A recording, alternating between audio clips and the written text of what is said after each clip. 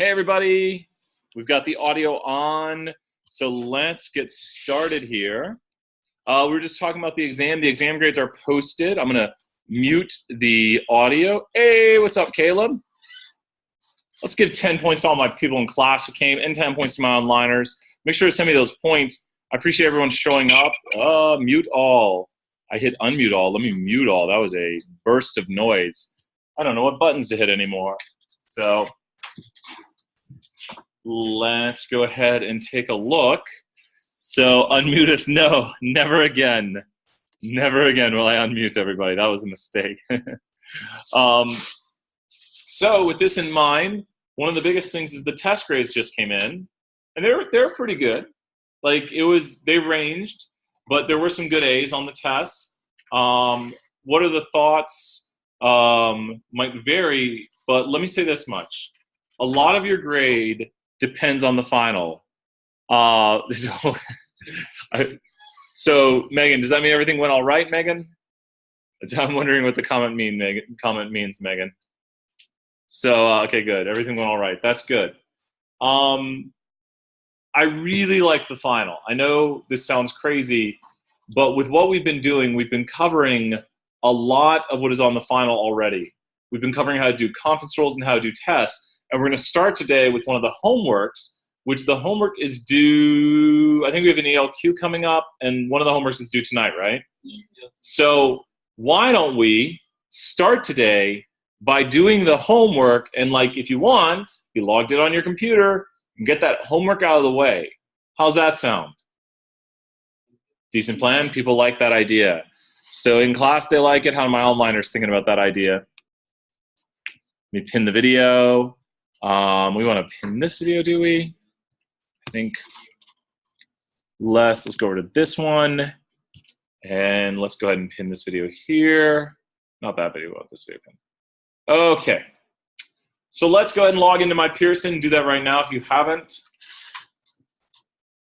I'm always responsive to what you guys say. I realize, as you said, Jenny, the video is not 100% up to date because sometimes we change one or two of the questions, and those videos do take a good bit of time to make, just because you have to make sure you say everything properly. I want them to be high quality. I never want to just like slap down a video. It's like, hey guys, so I try to make them really high quality, but with that, it's always hard to be like, make one on the fly. So, but because of that, I think it'll benefit us all to go to Assignment Manager here and open up Chapter 16 and do it. Chapter 16. And let's go ahead and talk through Chapter 16 and see the work needed. So, and I think, is the one that you said is not on there, is that the theory one? Is it the theory one that is the one that's not on there, right?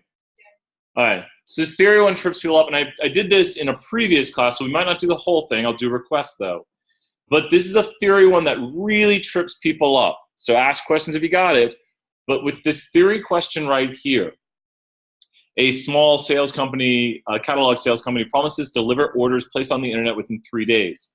Follow-up calls to randomly selected customers show that a 95% confidence interval for the proportion of orders that are delivered on time is 89 plus or minus 5%. I would automatically interpret that right here and say I am 95% confident the true proportion of orders that arrive on time is contained in the interval 84 to 94. Does everyone hear what I just did right there?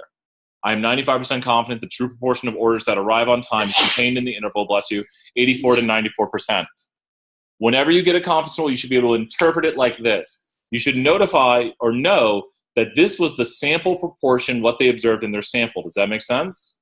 This is also everything after the plus or minus is the what of the confidence interval. Everything after the plus or minus is 20-pointer. The president's approval rating is 40 plus or minus 5. I just told you the margin of error, the margin of error. Everything after the plus or minus is the margin of error. So we need to be able to interpret a confidence interval and know its parts. Megan right there, another. And also Caleb, you guys got the points also. So state if this explanation is correct. No, it's not that between 84 to 94% of all orders arrive on time. We're talking about the true proportion. Let's see here. Maybe it is. Wait, exactly 89. This is what we saw in our sample. So that's not the right answer. It implies certainty. That's the issue. It doesn't say I am 95% confident the true proportion. So it implies certainty. There's no 95% in that. Does that make sense? Does everyone understand why this is wrong? It doesn't say I am 95% confident the true proportion. It just says between 84 to 94. It implies certainty. We need a confidence interval, and we need to give the percentage. 95% of all random samples of customers will show that 89% of the orders arrive on time. That sounds a bit weird to me too. So the statement is not correct. In our random sample, 89% was what was observed. This is the sample proportion, which is p hat right here, the center of the interval. So what we would get is, think about this. If we went out and took another random sample of packages, do you think we'd see exactly 89%? No, it doesn't seem that likely. I mean, 89% is our best estimate, but much less than 95% of the time would we see 89%. So we're trying to figure out the true proportion. It's not that we would see 89%, 95% of the time. This one's a bit weird. I've never liked it. But when you look at it right here, it's not saying that we will see in random samples 89%. When we interpret a confidence interval, it's interpreting the interval, not this right here. That one's a weird one. Never liked it. 95% of all random samples of customers will show that 84 to 94% of all of orders arrive on time. So this statement is not correct because the interval level must be equal to the margin of error. This statement is not correct. The interval estimate, that's it. The answer is D. If you listen to my explanation versus this one, I am 95% confident the true proportion of customers who will get their package on time is contained in the interval 84 to 94%.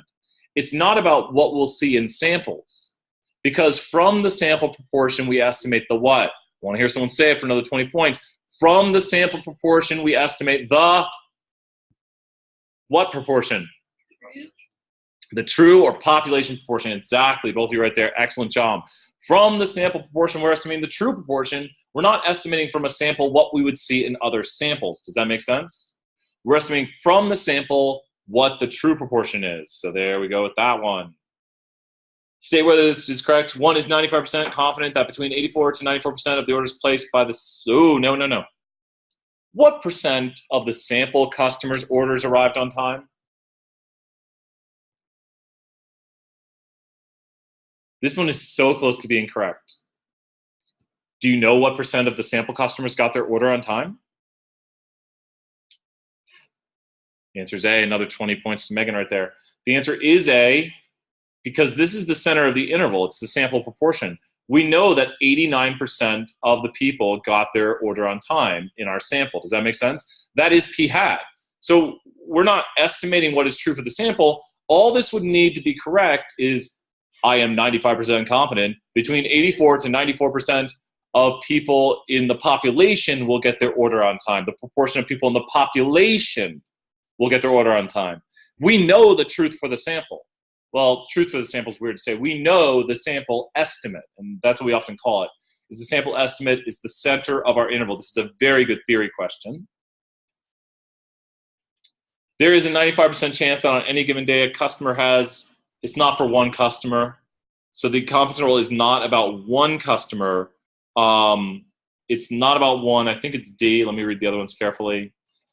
Well, it's got the right interval. The confidence interval estimate of the, no, that says sample proportion right there. We're trying to figure out the truth for the population, and this one makes it sound like it's for one person. Because this is kind of the law of large numbers. It's not like one person has a probability between 84 to 94%. We're saying like I'm 95% confident that someone has an 84 to 94% chance. It's in the long run, the true proportion for the population. So it's not one person, it's for the population, and that's got that question. Was that the big one you needed to look at, Jenny? Sure, we'll do this one. Let's knock this one out, and then we'll go back to chapter 17 here in a second. So with this in, let's go ahead and take a look. And what we have right here is we need to identify some notation. As I hover over this right here, when you get to a problem on the test, you should immediately identify notation. What is 100,000 in notation? 10 points for answering any questions. 100,000 in notation is, it's how many people I spoke to. got answers from? Sample size. The 5,471 people, this one we often forget. I'm throwing a big 50-pointer and I want to hear someone tell me what it is. We often forget the notation for this one. It's a weird one, which we don't usually use in formulas, but to find something. The 5,471 is over n. It finds p hat because 5,471 over 100,000. Megan stole it away. The answer is x. Yep, you might have seen in the chat. But Megan is correct. It is x, and x over n is p hat. So to find p hat, and here's what I do. Nice job, Megan. So here's what I do is when I get this answer right here, I think to myself, is that about 5%? Does that make sense? Does it make sense that that is 5% of the 100,000? Yeah. It's like, I mean, it's almost 5 out of 100. You just change the decimals. But that is 5%. That is p hat. I am now finding q hat. Oops, I didn't do it. 1 minus p hat. Does that make sense? P hat and q hat. Now I do p hat times q hat over n. And then I what? P hat times q hat over n square root. I now have the standard error for the confidence interval. P hat times q hat over n square root. Nice job, everybody. And here's what I'm solving. Let's put this on the side screen a little bit, and then let's go right here and open up another side screen and put this right here. Let's say confidence interval. So the confidence interval for the true proportion is the following equation. And I'm going to find one I really like right here. Of course, they don't show it just the, oh, there we go. There's just the interval. This is q hat right here. And let me bring back up the other thing I was working right here. There we go. So what you saw me do on the calculator was I found p hat, and then I found q hat by 1 minus p hat. P hat times q hat over n square root. Now, the next part of the problem, to find the z, is a little bit tough for some people. To find the z-score, I say I'm building a 95% confidence interval. With building a 99% confidence interval, I might have misspoke there, I need the z-score for a 99% confidence interval. It is 2.5758. There it is right there. And you'd have to shade in the middle 99%. Now, on the test, we would give this to you. So Parker came in from the outdoors to join us. Thank you, Parker. So on a test, this would be given to you. So does everyone see, with the equation, I just found my z-score. So then I already have the standard error. And on the test, we would tell you the z-score for a 99% confidence interval is 2.5758. So now I'm just going to times it by 2.5758. And I now have the what? I have officially found the, I solved everything over here. Everything from this side over. I have the margin of error. I have the margin of error. So now I just take the p hat. So I'm going to take my original p hat of 0.5741. I'm going to add to it the margin of error. And then I'm going to subtract from it the margin of error. So all I'm doing is taking my original p hat of 0.05471, and I'm subtracting the margin of error, and I get 5 point, and a lot of people forget that this is in percentages. I've seen a lot of people make mistakes, and we got it. Do I think 5.9 is the truth? Well, I think the true proportion of people who will donate, I'm 99% confident the true proportion of people who will donate is contained in the email, contained in the interval 5.29% to 5.66%. Do you think 5.9% is plausible? The answer is nope. 5.01 answering there. Keep up those answers. Keep participating. It is not plausible because it's not in the interval. The interval is where we think the truth might be. It's not in there. Any others you guys want to see? What did you do with that number? Where did you put the number that you have? That is the z of it. The number from the David M. Lane is this right here. And this relates to a 99% confidence interval. This z right here comes from the David M. Lane when we go to 99% of the area under the curve. And that's where that 2.5758 came from, 2.576 right here. Then I did the standard error. I multiplied the standard error by it. Sorry, things going crazy. So I found the standard error, and then I multiplied it by the z-score, which would be given to you on the test, or we would, we're not gonna have you find it, but if we say 95, it's 2. If we say 68, it's 1. That's where those come from. Go ahead. So on the exam, And so Megan asked about, is you gonna ask about the percentages or decimals? I was gonna ask her.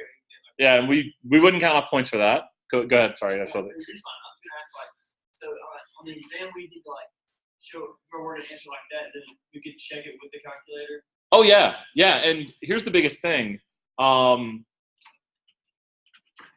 You can also, now I suggest this is not, go to the playlist on here and go to the TI calculator playlist. Where did I put my TI calculator playlist? There it is. So these are the TI playlists, and if you look at this, we have a 1 proportion Z interval.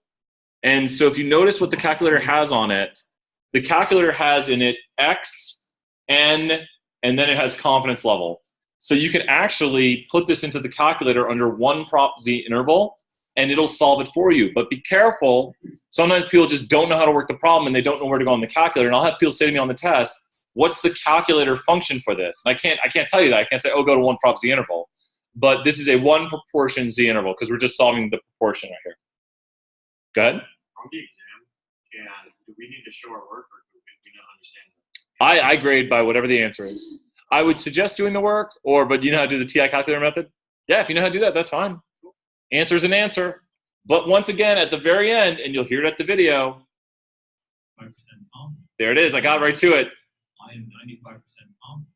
The true proportion of candies that are blue is contained in the interval 0.10051 to 0.19949.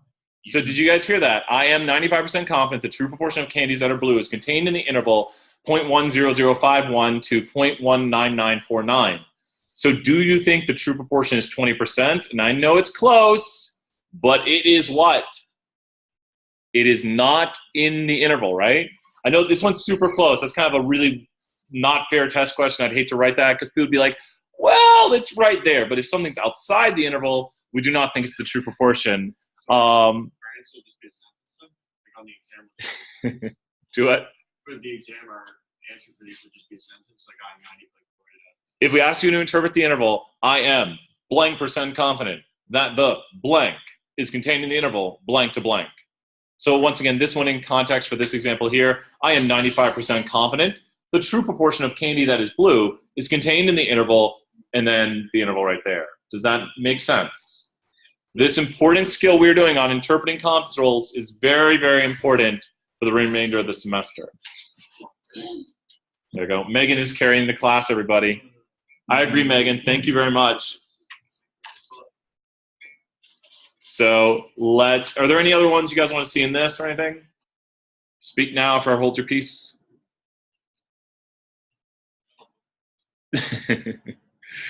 All right. You know what? Let's do a chapter 17 one too, because these are going to get assigned right here. I'll probably assign these at the end of class. And look at how little work you guys have left. And this is like including this week, there's 4 weeks left. And there's just 1, 2, 3, 4, 5, 6 assignments left. And there's some ELQs, but there's not that many more assignments. We're nearing the end. Get good grades on them. There's 2 drops for this section. So everything. Let's keep going. Let's check it out here. Let's preview this. Got to earn those points. Let's get some questions and answers going here. Last time we talked about the null and the alternative. This is a good review, good way to do some review. With this in mind, a president is concerned about his or her positives. This is the percentage of countries, I think they changed the pronoun a lot on this. The percentage of countries' residents who express approval of their job. Their political campaign pays for a series of TV ads. They want to show that the president's approval rating is above 32%. I know I read it differently, because the null always has the what sign. If you say it, you get 100 points. I'm throwing out a big 100 here for this. I want a lot of people to get this 100 points. You can say it after other people say it. I want to hear you say that the null has the what sign. Well, it's not. The null always has the, no one said it yet. The null has the, I swear I said this last class, didn't I? Right there, I'm giving you 200. Anyone else can say it and get their 100 points. You better not be the null, did I say it last class, Jenny? Did I say the null has the equal sign? I believe so. I believe, does anyone else remember me saying last class, the null has the equal sign? You remember, good. The null has the, a lot of people online saying it. Everybody, Megan's going to type it 50 times now. So the equal sign, the null has the equal sign. So the presence positives would be the same.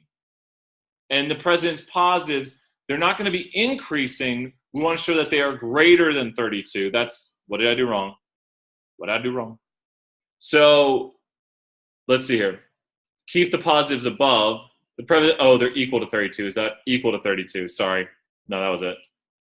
I did say the null has the equal sign. You see, look at that. That was on purpose. Well, you can pick the right one here pretty easily because you know it's equal to. The null has the equal sign. Look at me getting it wrong because the null has the equal sign. The null has the equal sign. I don't even know how to do this stuff, but I know the null has the equal sign. The null has the equal sign. The proportion of people who obtain a bachelor's degree, we want to see if it has changed. So which one of these are we going to have? What sign would it be in mathematical notation?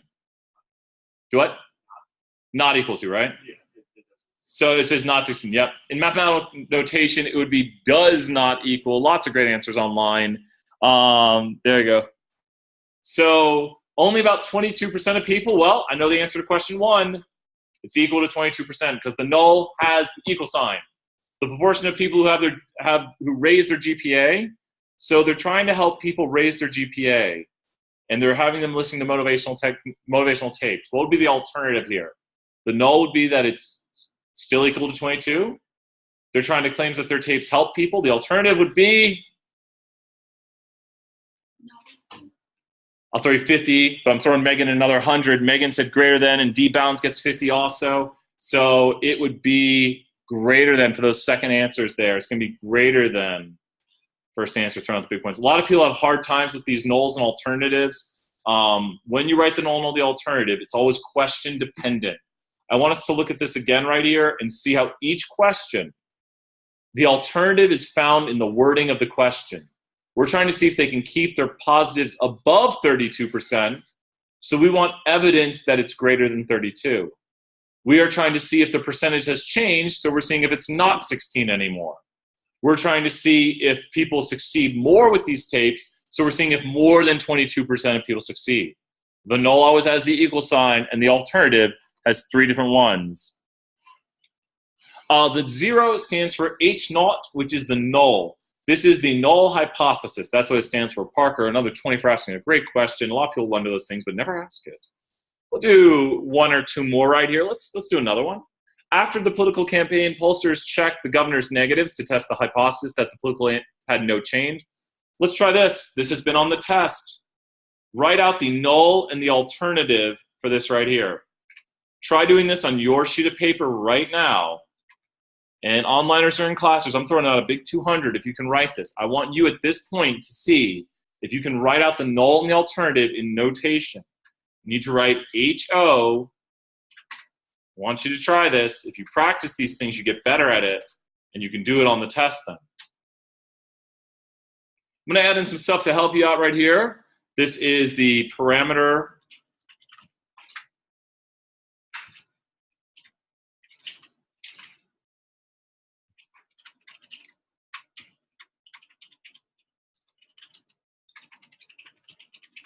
It's a little bit to help you out right here. Let's see who can help us out. We'll throw some 50-pointers. So this is general notation right here. This is general notation for the null and the alternative. Does that make sense?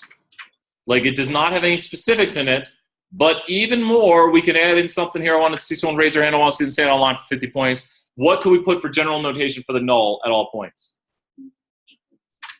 Right there. Now that makes our lives a little bit easier. Now we could add in something for the alternative for general notation. We could add in a subset of things to pick from. Last but not least, I have a third one here, which is a what sign? Not equal to another 50. Keep it up. The does not equal sign. And there it is right there. Great job, onliners. I think they're saying. So this is general notation right here. You do not write all these. Do not write this on the test. This is not the answer to any question ever. But now we need to fill this in. The null has a parameter we're trying to estimate. We're looking at the proportion of negatives. The parameter is merely what? The true proportion of negatives. So the parameter is, what's that it? The parameter is P. The parameter is P. Does that make sense? Let me put it in the lower one. We're trying to estimate the true proportion, and actually once you figure out one parameter, it's the same there. What we're trying to see is we're seeing if they are below 40%. Does everyone see that in the question? Let me see. They test the hypothesis that they produce no change against the alternative that the negatives are now below 40%, 41%. Does that make sense? So which of these signs will I pick? That the true proportion of negatives is what? Exactly. And 41 is the what? There you go. You identified everything. 41% is fine too. There it is. This is something a lot of people have trouble with, but make sure you see how this question works right here. It didn't even ask us to write the null and the alternative right here. It's about an interpretation of a p-value. But we should be able to write a null and alternative for every test we see and be able to do it pretty easily. And then once you write it, I beg of you to do this once you write it, to read it as a sentence. Here, I'm going to read it for you, and then we'll try this later on. The null hypothesis states that the true proportion of negatives is equal to 41%. The alternative hypothesis states that the true proportion of negatives is less than 41%. That's what they're trying to show evidence of, that the true proportion of negatives is less than 41%. Here's a mistake people make. I'm showing you all the mistakes I see when we grade tests. People do this. They left out the what? And I'll say it again here in a second. They left out the parameter, which is the proportion.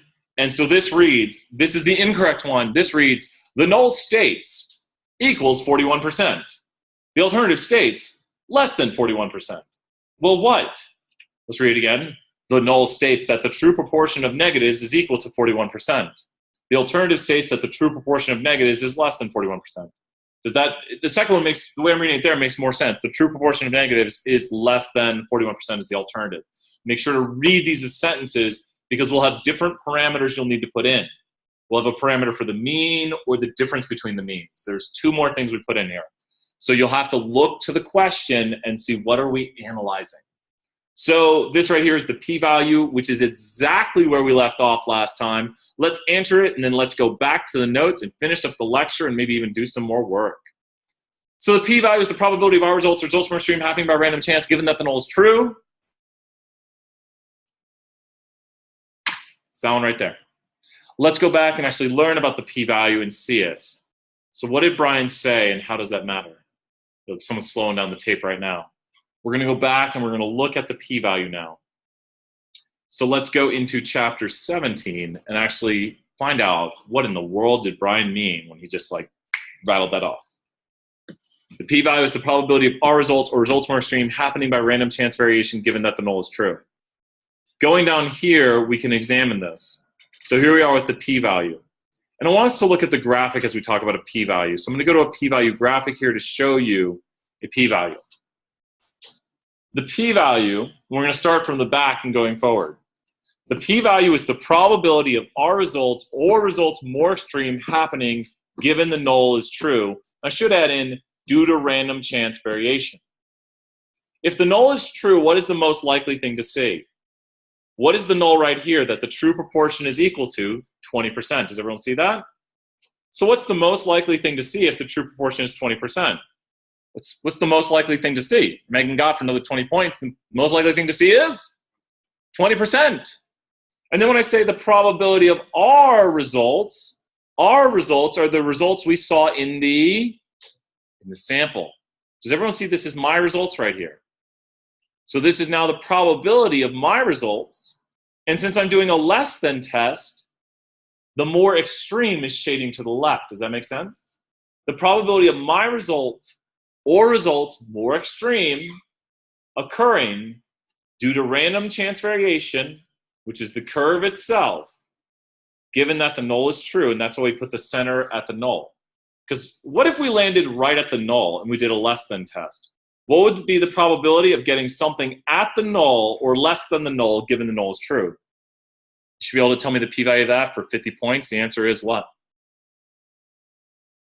For 50 points, what's the answer of getting something at the null or below the null? I'm shading it in right now. For 50 points, it's 50. Because I'm shading in 50% of the curve. Does everyone see it? So the further you land away from the null, the what your result, the what probable your result, the further you land away, the what probable. I'm pretending this is my line and I'm shading to the left. The further you land away from the null, the what probable your results. Does that make sense? If I told you, look, when I play soccer and I shoot on the goal, I make the goal about 20% of the time. So what's my claim? The true proportion of goals I make when I shoot on the goal is 20%. And then what if you watch me play soccer and every time I shot on the goal, I only made it 2 out of 100 times? Would you maybe doubt my claim? What if I shot exactly 20%? That would be the what likely thing to occur given I'm actually a 20% shooter. Most likely. Would you ever say, oh, you're not a 20% shooter, you shot 20%. But if I shot 2%, that would be more or less likely. 2% is off this curve if this is the right curve for it. Shooting 2% and claiming you're 20% is what likely by random chance? Shooting 2% of your goals while claiming 20% is what likely by random chance? Unlikely, not likely. Does that make sense? It's less likely. What would you maybe do to the claim of me being a 20% soccer shooter? You would what it? You'd laugh at them and you would reject it. You'd say, I reject that. You're not. I think that's not true. Does that make sense? Because what happened, you shooting 2%, was unlikely. Now tell me, could someone be a 20% shooter and shoot 2%? Is it possible? Is it probable? That's exactly what we're doing right here with this test. So let's slow things down and look at the definitions and then do the mechanics. I think the visualization of a p-value helps a lot more than just reading, we calculate all this stuff right here in all these words. I think the graphics help a lot more in understanding what we're doing with this shaded area under the curve.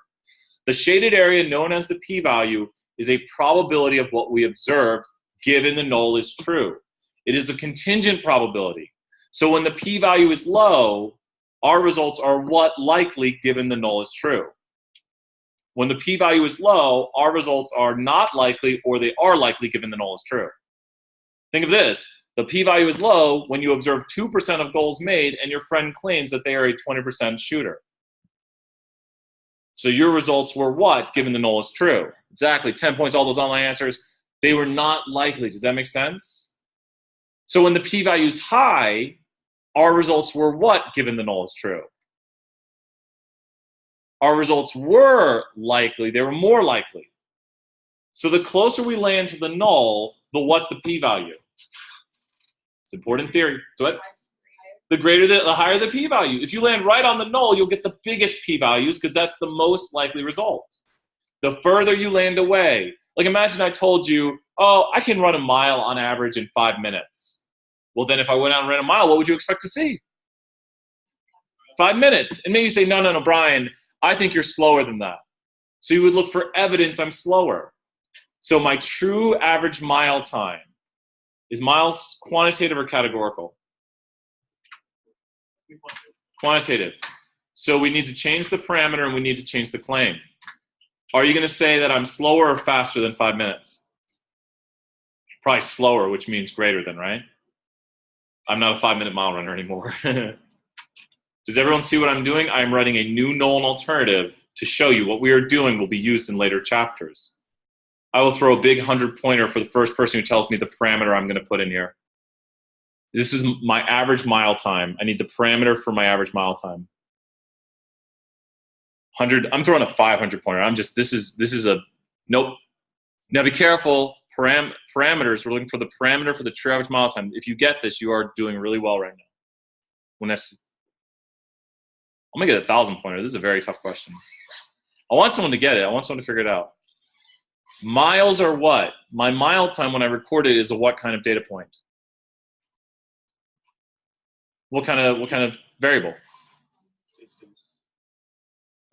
So what's the parameter for what we're estimating? I might have to give it away if no one gets it. Well, no, we need a parameter estimate, like a parameter, not a parameter estimate, excuse me. We need a population parameter for my average mile time.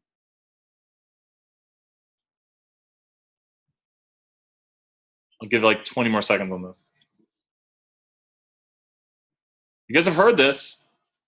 I need a population parameter for my average mile time. Average is key, quantitative is key.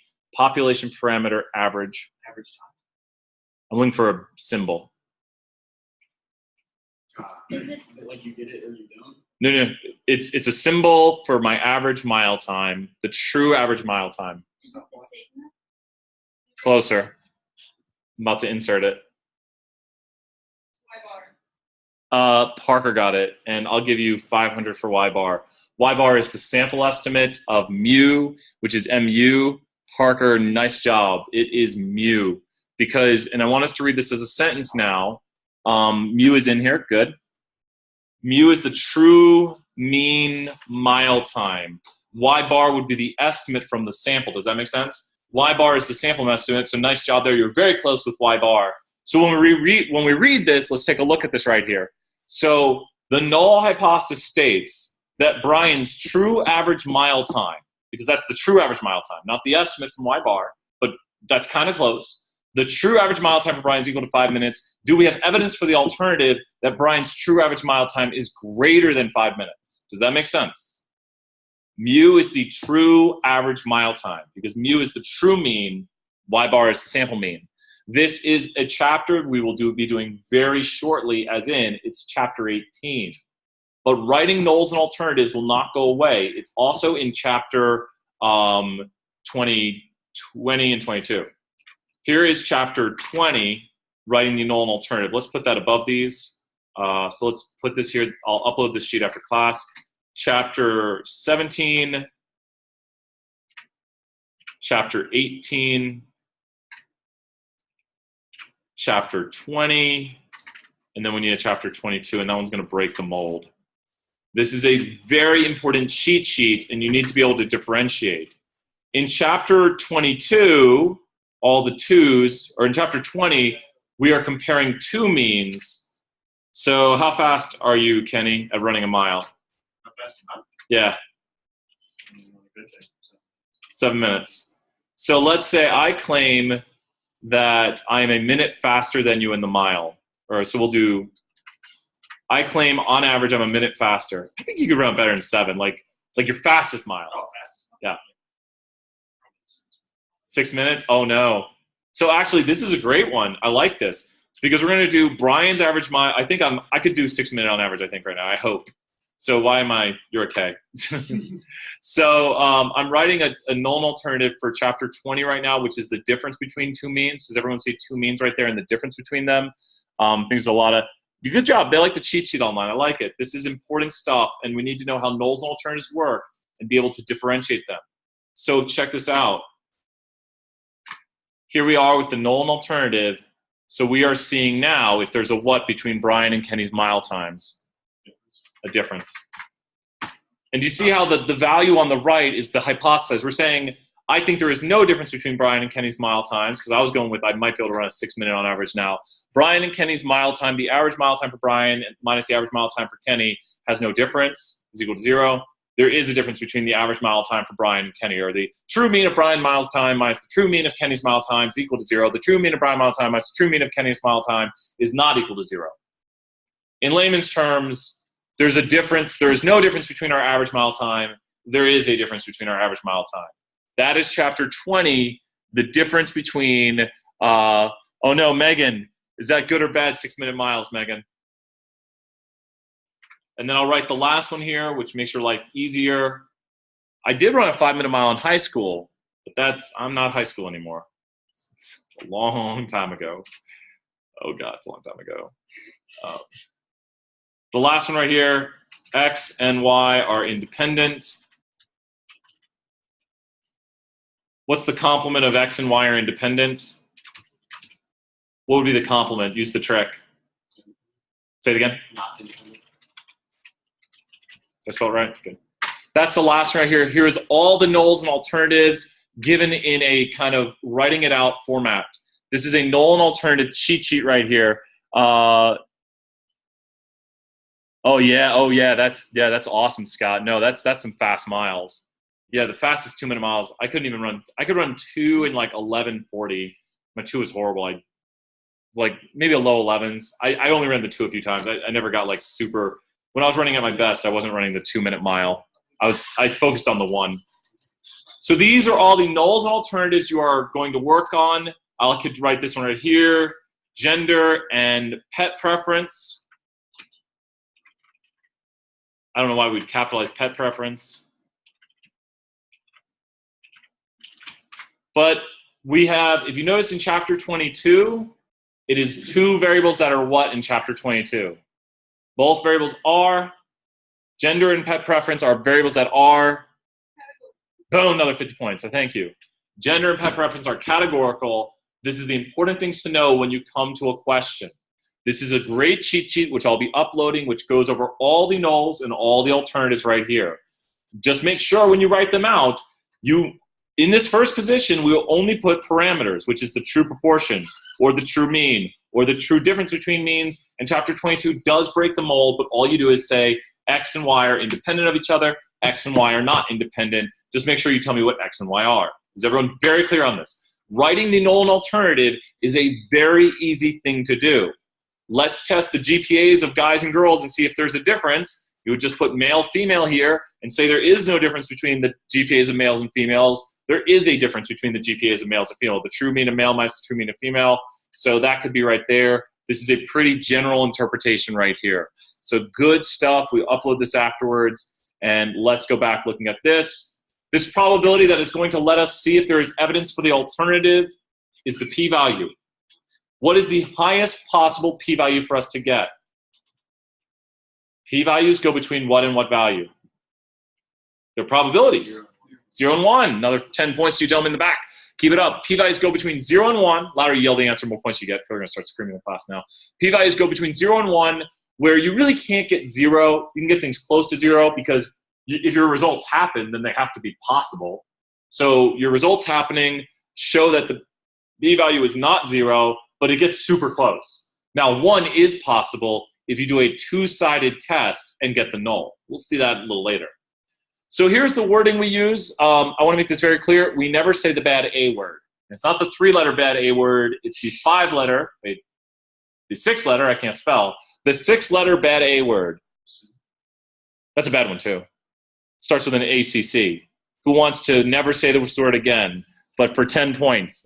There we go. That's the bad word, Parker. So there we go. Never say that accounting like that. We never say except, because we merely stay with the null or we have evidence against it. Does that make sense? Sometimes I say stay with the null. I also like the wording I reject, I do not reject, because that's complements of each other, right? Now, if I say I do not reject, does that mean I accept it? Yeah, it's like saying to somebody, you know, like, oh, like aliens abducted me last night. You're like, well, I don't reject that. Or I don't know. You're like, okay. And they're like, do you believe me or not believe me? And you're like, well, kind of neither. I'm just kind of on the fence about it. You know, like I'm in this like, I don't know stage. So we have to watch with our wording because we never say we prove things in statistics. We never say that we know something for certain. We just have evidence or we don't have evidence. When we have evidence, the p-value is what? Because do we need evidence for the null or evidence for the alternative?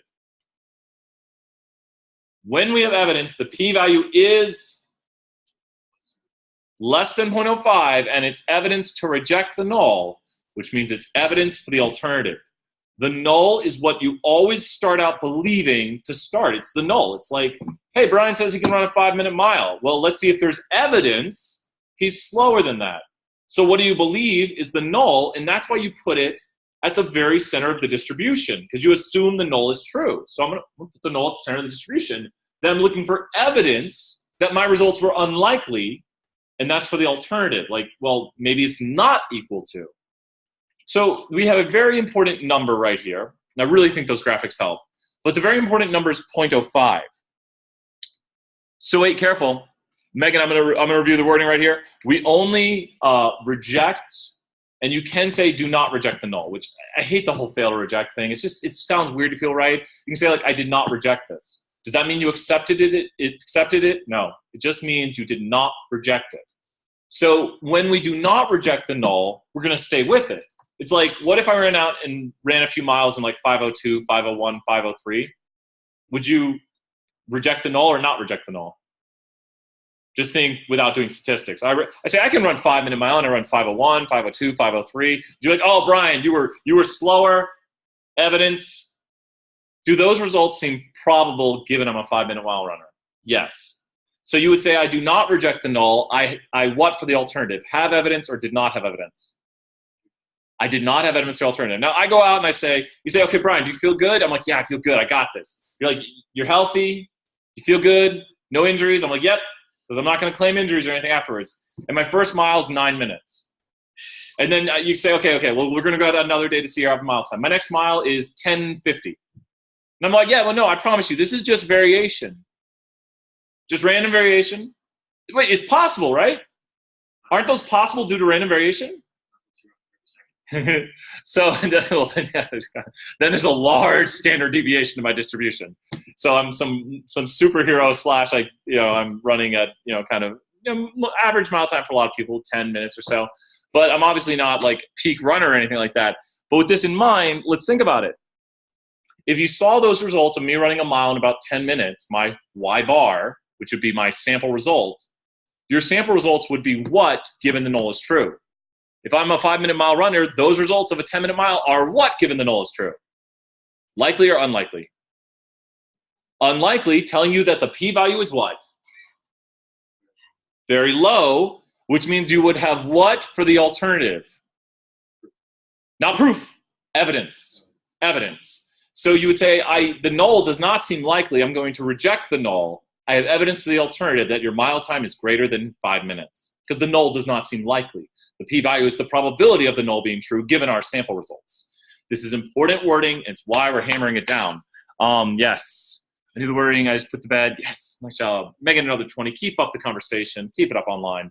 So here we are with the 4 steps. And I've been trying to make this an acronym, trying to make it so you guys can be like, Brian, we had one acronym one year, but I just didn't love it, so it never got into my repertoire. But if someone comes up with an amazing acronym for this that is somehow funny and not too crazy,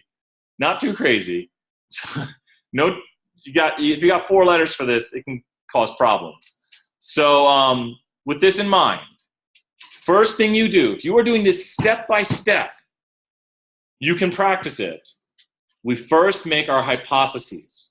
Does everyone see what I wrote originally is this slide right here? This is my original stuff I wrote right here. Everything right here is the original thing right here.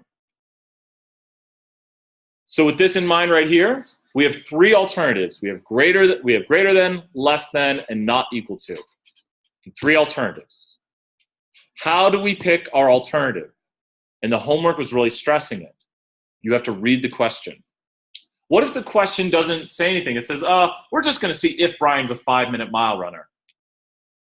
What would the alternative be for that? So we're testing if I'm a 5 minute mile runner. The alternative would be I am not a 5 minute mile runner. So the alternative would be not equal to, making sure I don't know if that was might have missed a question online, but the alternative for Brian is a 5 minute mile runner with no preference is Brian is not a 5 minute mile runner. They might say, let's see if you're slower than that. Then the alternative would be my time is greater than 5 minutes. Does that make sense?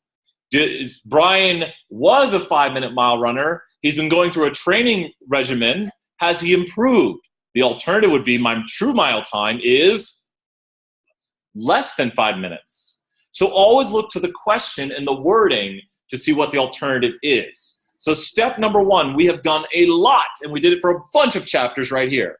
Write out the null and the alternative. Then sometimes we ask you, and this is where people get caught, to say it in a sentence. Everyone sees right here I have the statistical notation. We do ask you sometimes to explain it. And this will also help with the last part. So I'll show you at the last part right here when we get to it. When we get to this, the model part, this right here is just finding the right equation. All part 2 with the model it says is find your right equation, and here is the right equation. So write the null alternative, then use the equation needed. So this equation looks very similar to something we've been doing. Observation minus mean over standard deviation. Now remember, this was we hit a pause last class because I said, what does observation minus mean over standard deviation solve for? It solves for another 50 points to everyone who says it. In class, they're not saying it loud enough. Z-score. Observation minus mean over standard deviation is a Z-score. All you're doing is taking a difference up top and standardizing it. Does that make sense? Now here's the thing. We mentioned this last class also. Parker, 100 for the exclamation points. You're getting a lot of points today. So to find the standard deviation, we're not going to use p hat like we did for the confidence interval. We're going to use p naught times q naught over n square root. Why are we doing that? Why are we using p naught? Because what does the null say? The null says that p naught is what? The null says that p naught is, it's p. So this right here, according to the null, is p times q over n square root, which the only reason we were using p hat is because we didn't know p when we made a confidence interval. So now since we have an assumed truth, which that's what the null is the hypothesized truth. We're saying, I think the true proportion of people who want a Taco Bell is 40%. I really want a Taco Bell on campus. That's my new cause. So the true proportion of people who want a Taco Bell on campus is 40%. That's what I hypothesize is true. So according to the null, that is true. Now, the UT says to me, Brian, if we have evidence that more than 40% of people want a Taco Bell, we'll build that Taco Bell for you. So guess what? There is the null and the alternative right there. Does everyone see that? The true proportion of people who want a Taco Bell on campus is equal to 40%, where the alternative says that the true proportion of people who want a Taco Bell on campus is greater than 40%. So Megan and I got this right here. Man, those nacho fries, oh gosh, I got to stop going there. Those are really good. You got to try those nacho fries. Probably one of the best things at Taco Bell. So once we solve our equation, we then get to the mechanics of it. So let's go right here. I always hate this mechanics one because what the mechanics one is, we don't have any good graphics for it. It is literally go take that z-score and plot it. From the z-score, we're going to plot it and find a p-value. Does that make sense? Now, what z-scores would give you a very small p-value? Come up with some z-scores that would give you very small p-values. I want to see, you can keep typing them out online. I want to see a bunch of z-scores that will give you, did I say small or large p-values? Small, give me z-scores that would give you small p-values. I want to see them online or hear them in class. Go ahead. What do you say? -4. And this is for a less than test, yeah, so -4 would be very small. It's even off this graphic. Careful, the online. Parker, I'd go a little more extreme than 2. The p-value, but I'm still giving you the points for that. The p-value below 2, which I'm at 1, the p-value below 2 would be 2.5%, according to the 68, 95, 99.7 rule. Does that make sense? So that's how we get the p-value, and this is the mechanics part. The mechanics part is plot it and find the p-value. That is the mechanics part. Does that make sense, everybody? Lots of great answers. All those would give you small p-values. What z-scores would give me large p-values? What z-scores are likely on this curve? 0.1, 1, not 4, not 4. The z-scores need to be very what? Close to 0. Exactly right. The closer to the z-score is to 0, the more likely it is. Does that make sense? The z-scores further away are less likely. Exactly right, Scott. Another 10 point Scott. So we are getting it down. We're learning how the z-scores work, and that is part number 3 when we plot the z-score and find the p-value. Step 1, write your null and alternative. Step 2, solve for the z-score, or whatever we're solving for, a t-score, a z-score, a chi-squared. Step 3, plot it on the proper curve. If you come up with an acronym, I'll be very grateful. Step 4, make your decision. So when we get to this make your decision part, it's very important. I am fine with the wording, I reject the null, I do not reject the null. It is the same to say I fail to reject. Do not say the bad A word because we never prove the null, we never that A word it. Do not say that. You either reject or do not reject. Also the same, reject, fail to reject. Because fail to reject means you do not reject. No, Don't type the rest of it, Megan. So when we do this right here, I will say a sentence at the end. And I want you to listen to this sentence for this one right here. If I ran my results, and let's do a pretend result right here. This is a pretend results, a p-value of 0.000001 because I ran those miles in 9 minutes. And that result was what by random chance given him a 5-minute mile runner? That result was, you word, unlikely by random chance. Exactly for 20 points. That result was unlikely by random chance. Question? Step 1, write your null and alternative. Step 2, solve the equation for the test statistic. That's actually what we're doing by finding the z. We're solving for the test statistic. Step 3, plot the test statistic and find the p-value. Step 4, make your conclusion. So this was obtained from step 3 where I plotted it and found the p-value. And we'll, in step 2 right here, we would get a t. I don't want to talk about the t today. In step 2, I would get a t of something like 8.7. Just pretend that that is a z for the moment. Is that a very unusual z-score? The z and the t are virtually identical. Is that an unusual z-score? Is 8.7 an unusual z-score? Would it be unlikely? Exactly. It's unusual, it's unlikely. Does that make sense? Just pretend it's a z. So with this in mind right here, the results we observed were unlikely. And we could put the exact same results up here because if I put this here and I put a z, it applies to this chapter. So had I run the equation for whatever data I had and I got a z-score of 8.7 and I plot the area above, well, guess what? I now have evidence, and listen to as I read this. Here's my conclusion in step 4. You ready for this? I have evidence that the true proportion of people who want a Taco Bell is greater than 40%. And do I have a lot of evidence? How would I gauge if I have a lot of evidence? By what the p-value is. How small it is. Because to get a smaller p-value, you need to land further away with your sample results, right?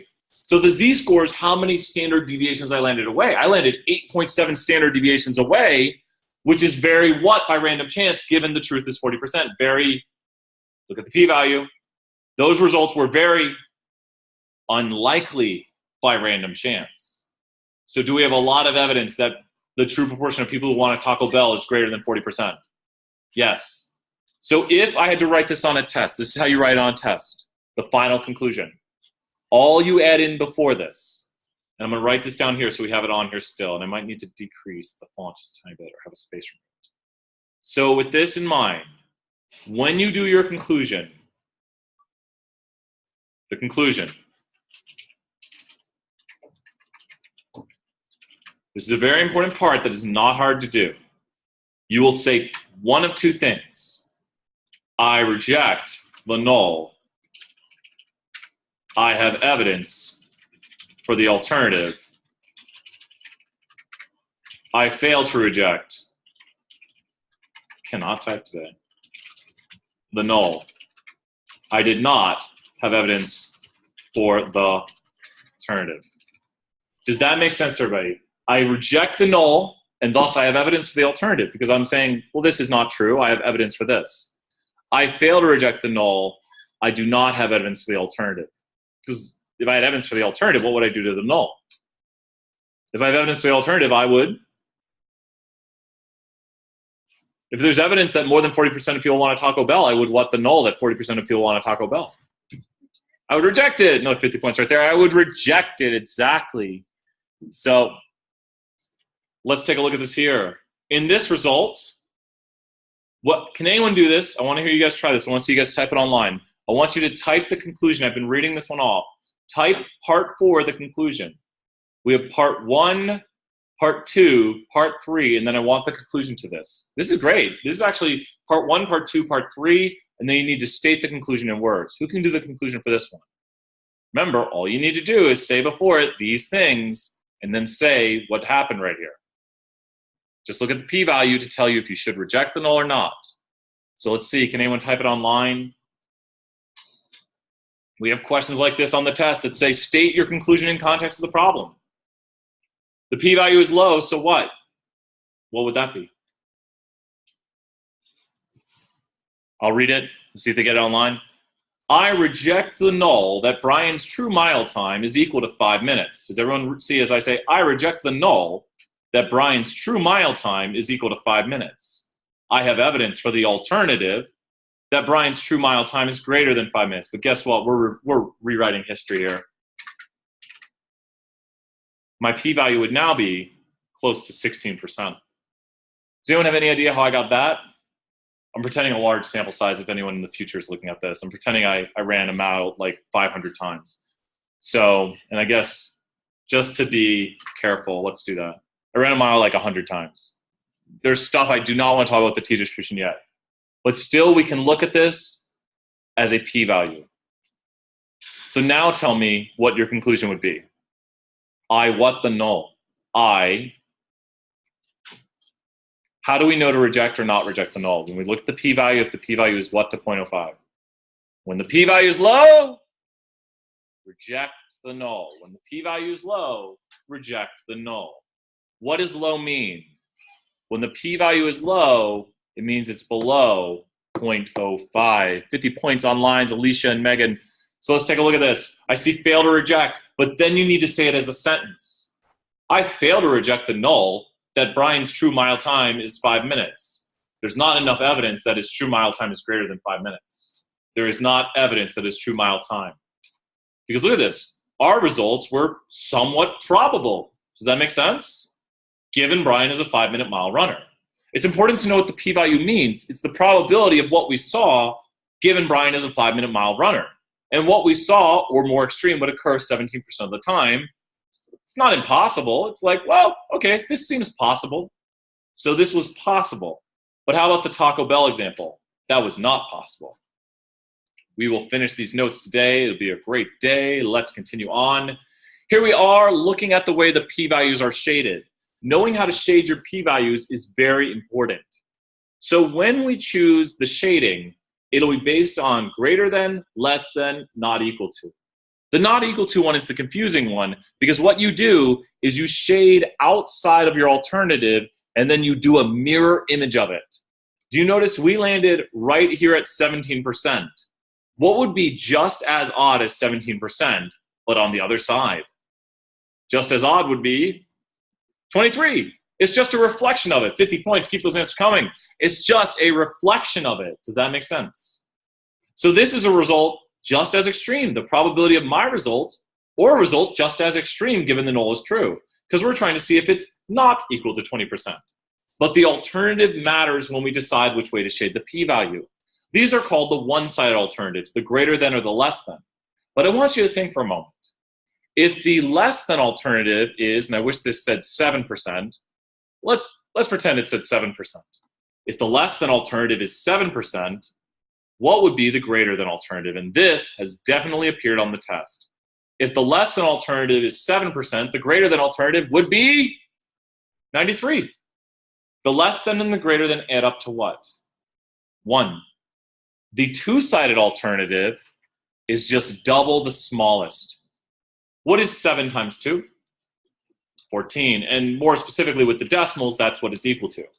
So the two-sided alternative is double the smallest. Does that make sense? Important notes right here that you will see in output later on. The two-sided alternative is double the smallest. The less than and the greater than, because you're just shading above it and below it, so it adds up to 1. The less than and the greater than add up to 1, and you can see that right here as I go on this graphic and I shade in the other side of it because that's the total curve. And would we have evidence? Tell me this. If I told you that 20% of people want a steak and shake on campus, we're not going in and out today, and we saw only 17%, do you think we would have evidence for greater than 20%? Does that even make logical sense? And the p-value is very what when I shade above it? It's very large.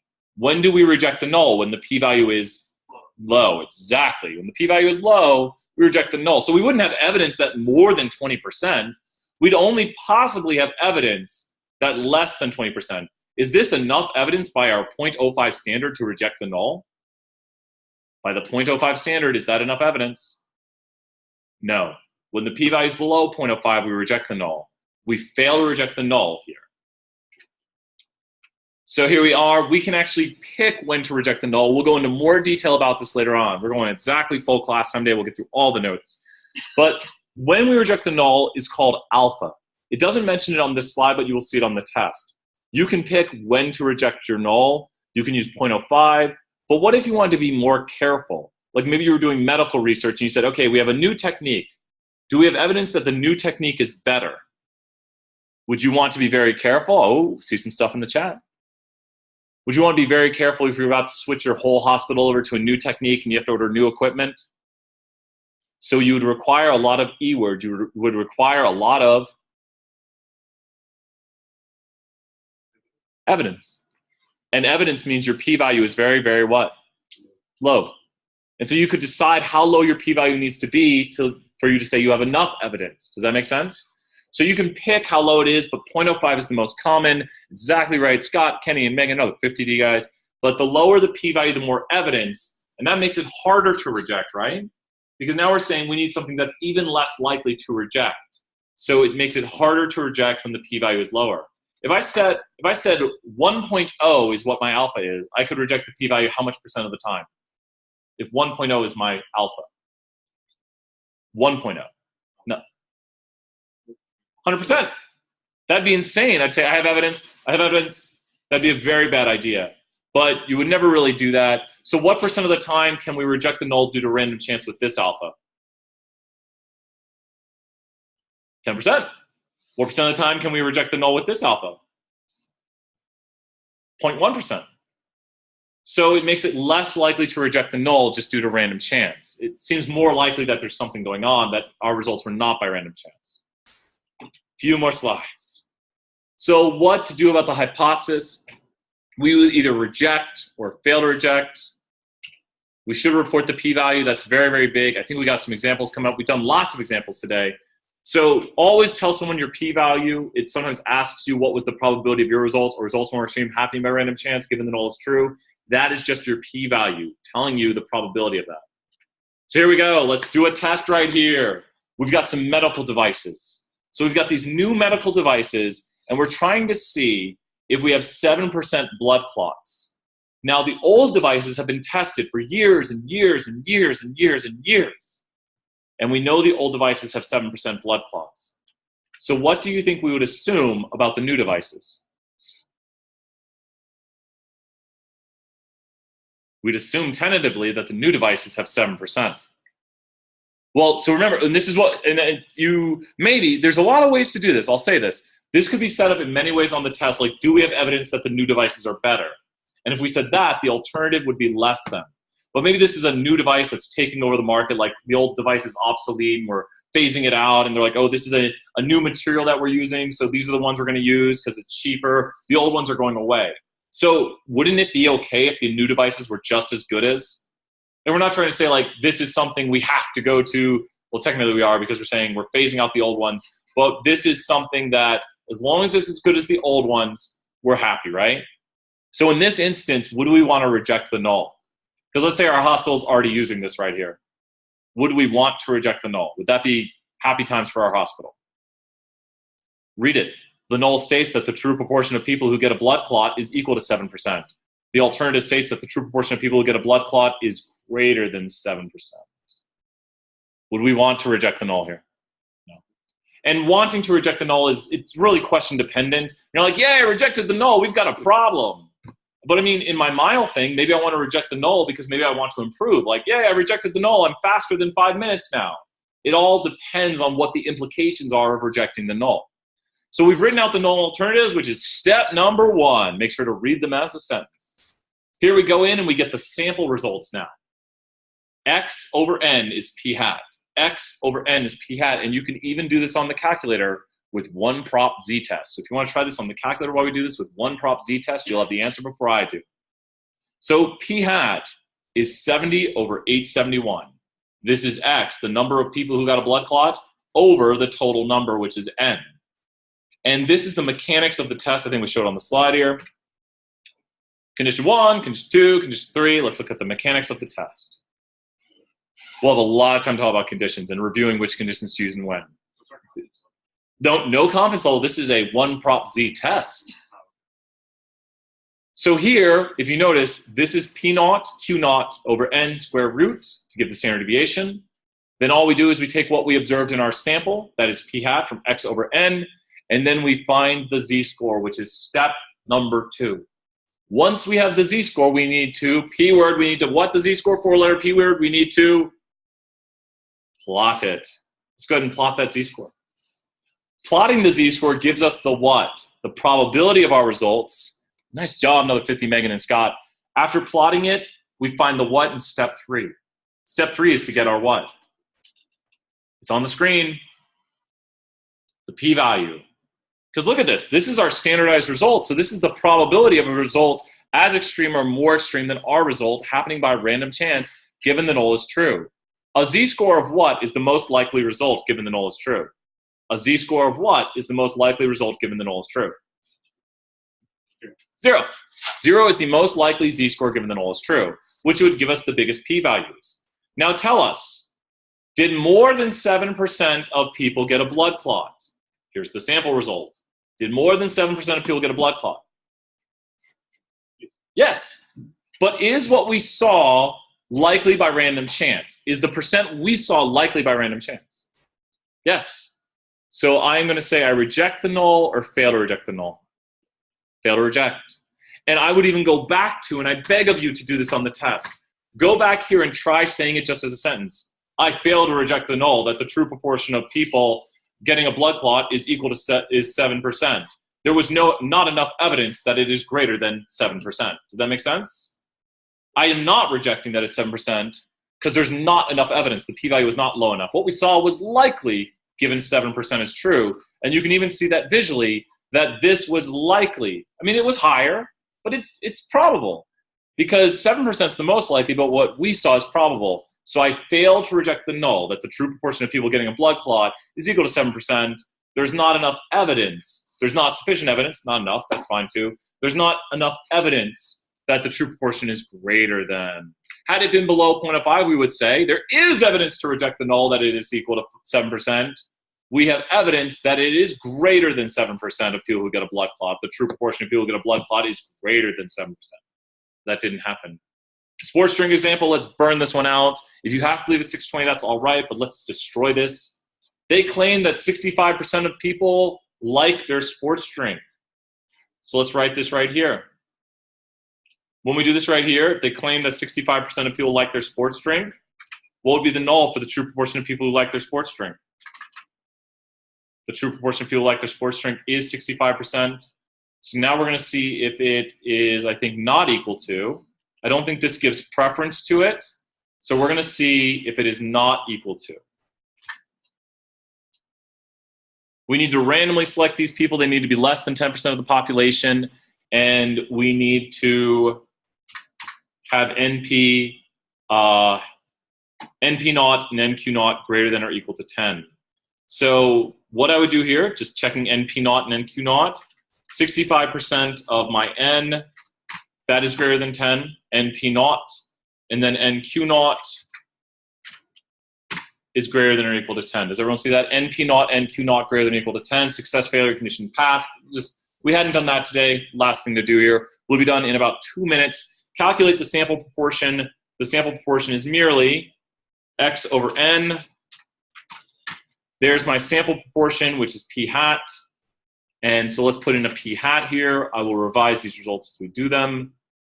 So insert, this one's not that hard to get to, equation. There it is, p hat.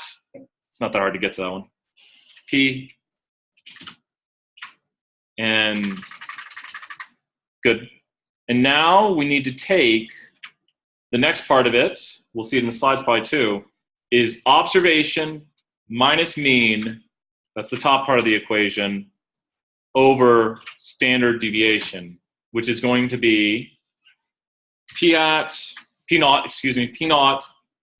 times, thought I might have messed it up, P naught times Q naught over N, which was 3, what was it, 3 3 what, guys? 327.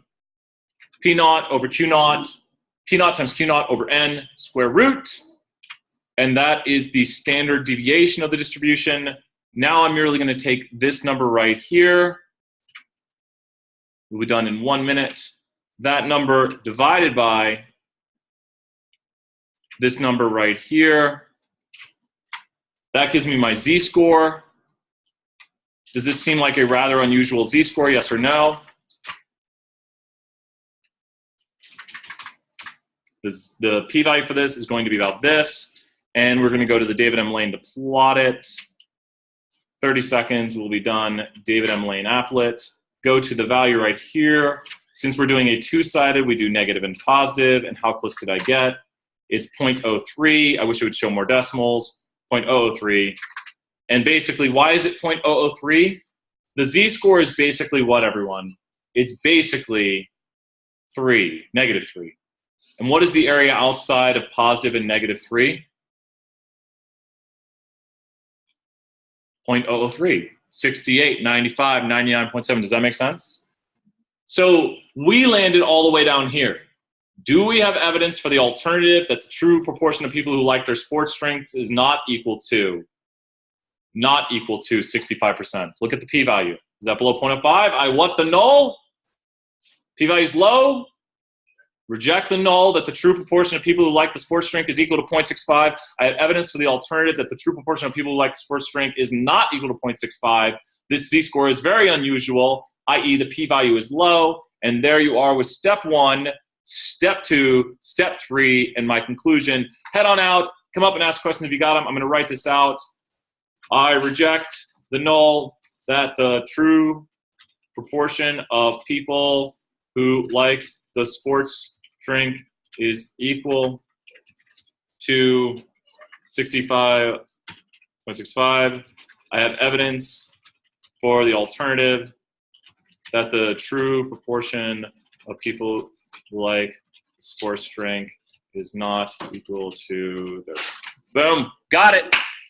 So project 3, I think it's gonna be due 2 weeks from Friday about. It'll be coming up here, but project 3 is coming up. You'll have about a week to 9 days to do it, but that is project 3. Does testing make a little more sense to everybody? Hopefully.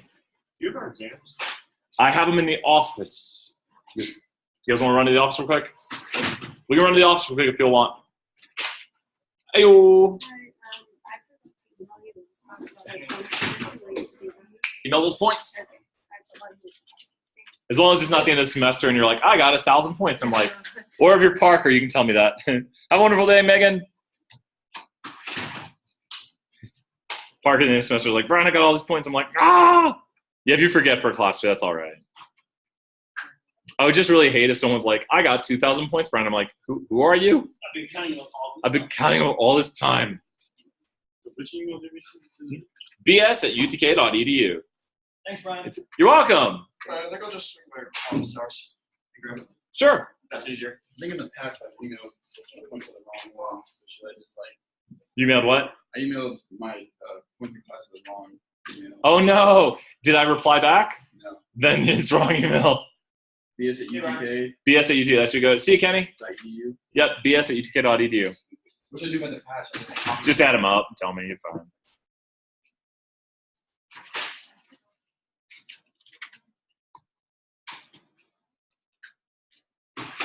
That should have it. Peace out, Caleb. Sports. Oh, was Caleb the one who saw me with my sports shirt, my Philip DeFranco sports shirt? That was awesome. Yeah, I told my girlfriend, I was like, man, a student saw me with my sports shirt. Do you watch Philip DeFranco, Caleb? It's one of his shirts. He made it. It's like if you're at that party and like you don't know anything about the team, you can just wear your sports shirt, just sports. So yeah, it's awesome. What else do I have? Do I have any other? I've got my Rick and Morty shirt. I should wear that to class. Every time I go with my Rick and Morty shirt, someone's always like, "Oh, Rick and Morty, that's awesome." So even people, I'm like, "Oh, you watch Rick and Morty?" Like it's like I had a friend. I showed him an episode of Rick and Morty. So he came over for a bit, and I was like, "Hey, let's watch an episode of Rick and Morty." He's like, "This show's weird." And then I see him outside like a few days ago, and I was wearing my Rick and Morty shirt, and he's like, "Oh, Rick and Morty, that's awesome." And I was like, "You didn't like it when I showed you it." So, see you, man. Sports. It's fun when your T-shirt makes someone's day. Like if you're wearing like a band, and someone's like, "Oh, I know that band. That's a cool band, man." Or like, "I know that show. I like that show." Like for a while it was Adventure Time, and now Adventure Time season 4 or 5 kind of somewhere around there. I was like, Adventure Time got weird. Like it was like, eh. I know it did. I'll see you, Caleb. Good job, everyone. Have a great night.